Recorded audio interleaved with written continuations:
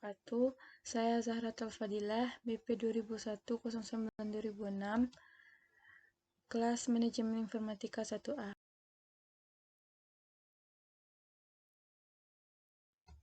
Dengan presentasi materi deadlock.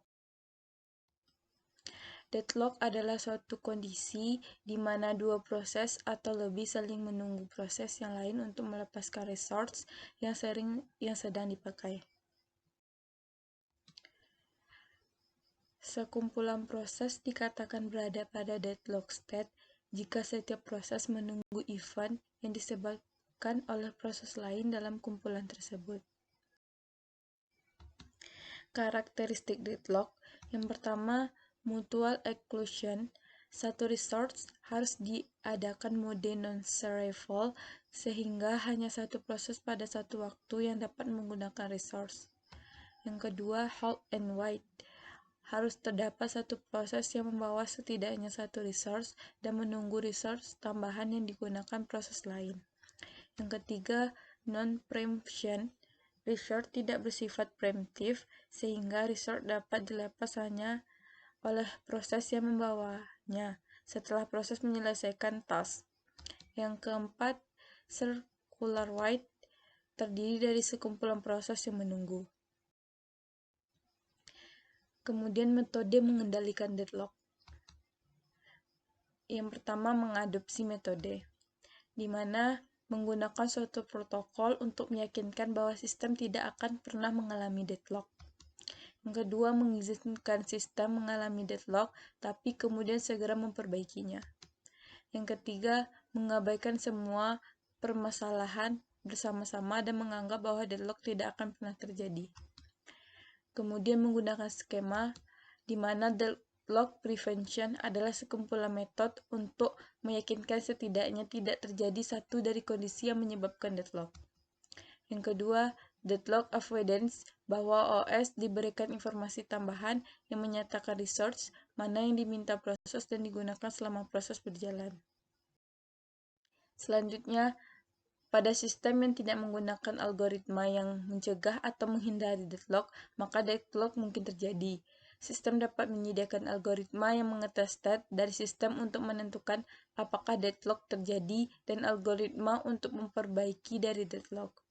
Kemudian, jika sistem tidak yakin deadlock tidak pernah terjadi dan juga tidak pernah terjadi dan tidak menyediakan mekanisme untuk mendeteksi deadlock dan memperbaikinya, maka situasi di mana sistem dalam state deadlock tetapi tidak ada jalan untuk mengenali apa yang mungkin terjadi.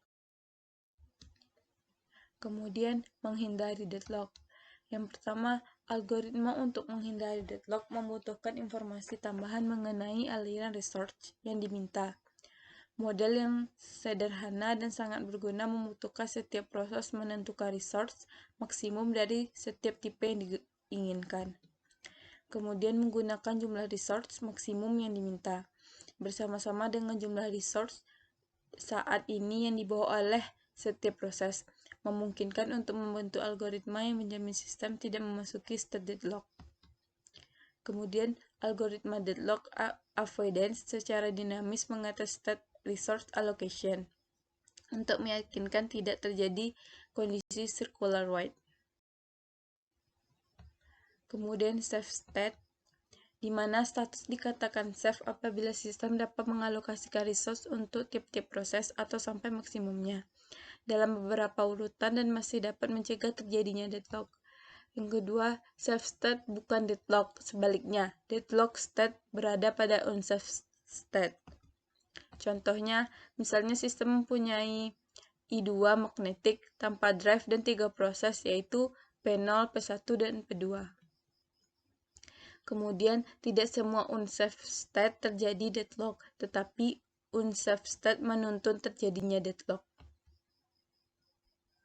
Selama safe state, OS dapat menghindari unsafe state.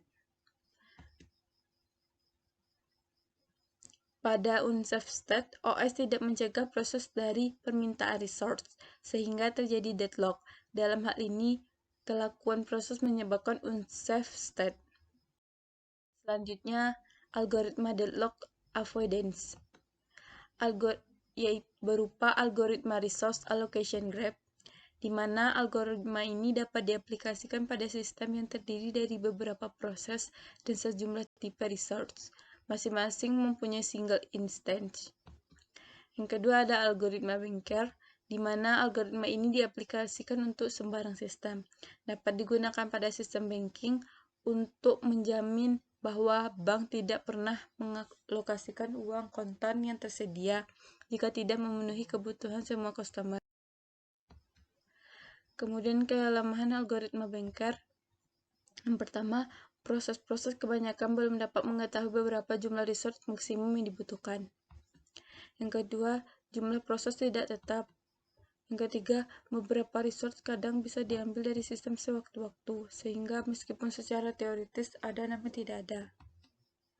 4. Proses-proses seharusnya berjalan secara terpisah